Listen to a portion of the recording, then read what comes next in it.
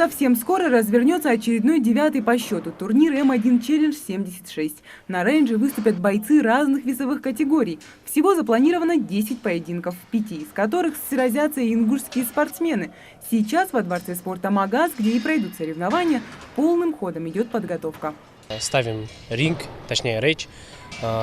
Приехали сюда с Питера. Свет, звук приехали, они тоже устанавливают.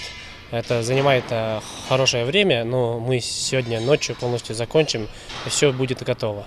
Для болельщиков и спортсменов в спортивном комплексе созданы все условия. Об удобствах и первых, и вторых позаботились заранее. Учтя опыт предыдущих турниров, руководство спортобъекта увеличило зону столовой, а раздевалки для спортсменов оборудованы всем необходимым.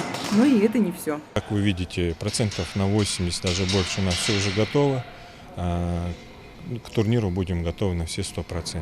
Значит, для зрителей мы создали еще дополнительно 10 пунктов питания для удобства.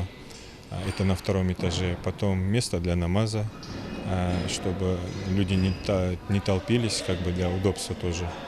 Все условия для зрителей созданы. Всех приглашаем, ждем. Болельщикам разных спортивных клубов отведены определенные секции, чтобы между ними не возникало никаких спорных моментов. Все посадочные места, их 3 с лишним тысячи, уже готовы. После монтажа ринга останется только убрать мусор и протереть пыль. Кстати, о трибунах. Стоимость билетов абсолютно разная. Цены варьируются от 500 рублей до 5000. Вот эти 2 первых ряда кресел называются рингсайд. Из-за непосредственной близости к рейнджу цена их, естественно, дороже – 5000 рублей.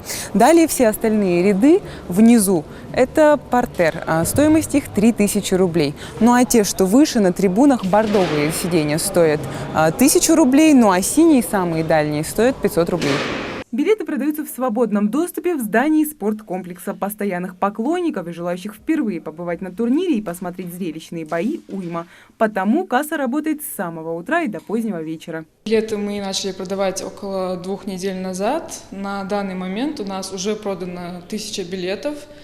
Ну, как у нас обычно бывает, чем ближе мероприятие, тем быстрее раскупают билеты, тем больше раскупают.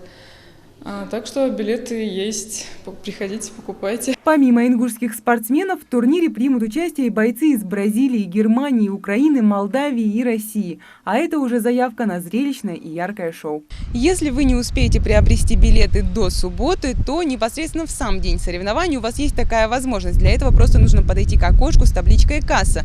Также с собой вы можете взять и детей. Это хороший пример для подрастающего поколения и стимул заниматься спортом. Правда, есть небольшое возрастное ограничение.